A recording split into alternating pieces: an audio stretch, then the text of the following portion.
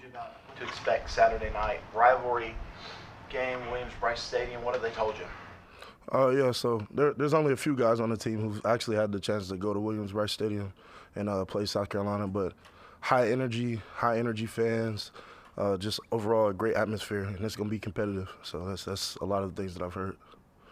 Grew up in that, Auburn, Alabama area, that rivalry. Was that the one you paid the most attention to, and did you pay any attention at all growing up to Clemson, South Carolina? Well, yeah, of course, growing up, that was probably a rivalry that I paid attention to. But now, since I'm bleeding a lot of purple and orange, it's kind of shifted my focus. So. Roop was just in here. Trevor Gross, Tigers.com.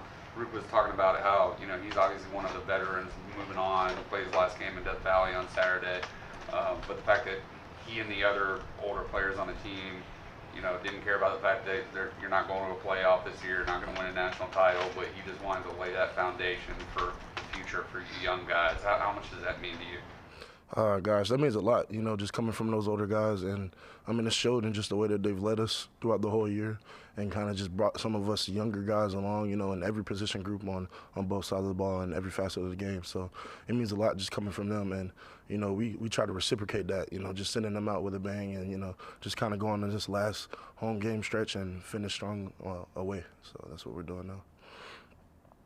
On the forced fumble, what happened? It was kind of in the middle of the scrum. How'd you see the ball? You punch it out, or what happened on that play? Oh, well, I'll just say DeMonte Capehart made that pretty easy for me to do.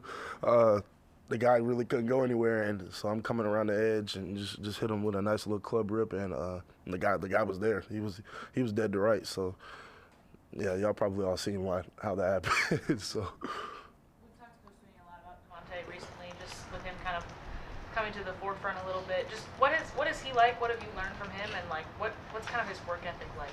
Yeah, Big Cuddy. He's a dude.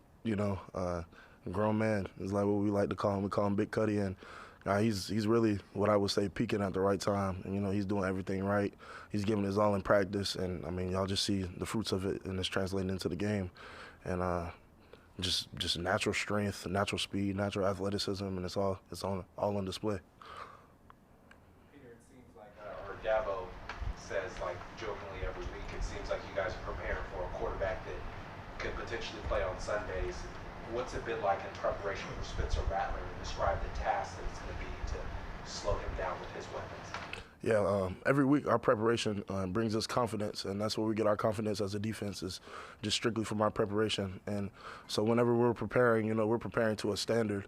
And so there's always going to be, a good player, because we're playing D1 college football and the ACC, or the SEC for this matter, across from us. But as long as we prepare to a standard and, how we've set for our defense, then sky's the limit for how we produce.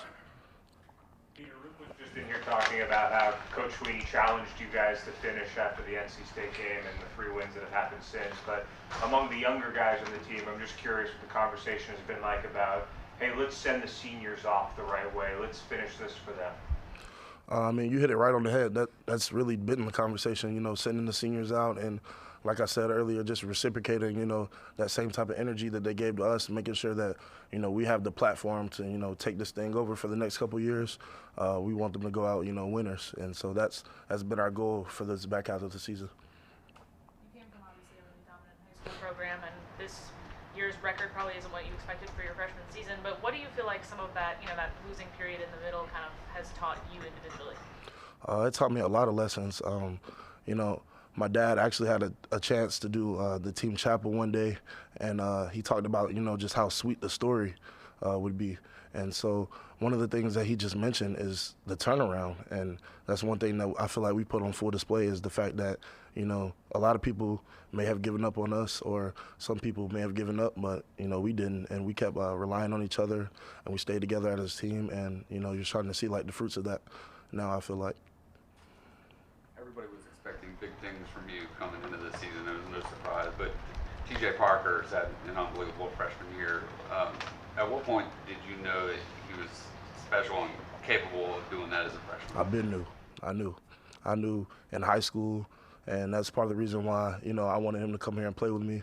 I knew that he was a great guy, but, talent, recognize his talent, and TJ has everything. You know, talent will take him a far, far way, but it's really how locked in he is and his work ethic that just kind of sets him apart from other people.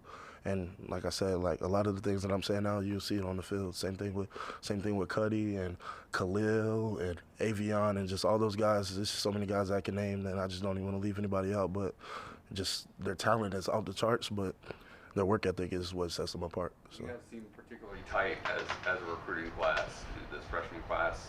How much fun was it against Georgia Tech last week? You know, just seeing all of your classmates make these unbelievable plays. Yeah, bro, it was great, man. I just, you know, it's just really just a blessing to say that I came in with these guys and we came in so tight knit. You know, there's just really nothing that can break us, and that's really something that carried us through the season. You know what I'm saying? You know, with the ups and downs and the highs and the lows. But you know, when you got that relationship, you want to do anything for your brother. So. Nick Eason is kind of seen as a rising star in the coaching industry. What's it been like to work with him, to be recruited by him, and just be in person day to day with him now? Yeah, it's been great. Coach Eason to me is the greatest, you know, that there's ever been. You know, from a developmental standpoint, from you know just developing a man standpoint, he just checks all those boxes as a coach, and you know, there's not really much more I can ask from him. You know, as far as you know how we've been producing as a position group and growing as mid. So. Any questions for Peter virtually? Anybody else in the room? Peter, you're a big guy, so I have to ask you, what's your favorite Thanksgiving food? I love mac and cheese. Mac and cheese is definitely my favorite. Yeah, mac and cheese is undefeated. Yeah. You Southern guys. Yeah. Yes, sir.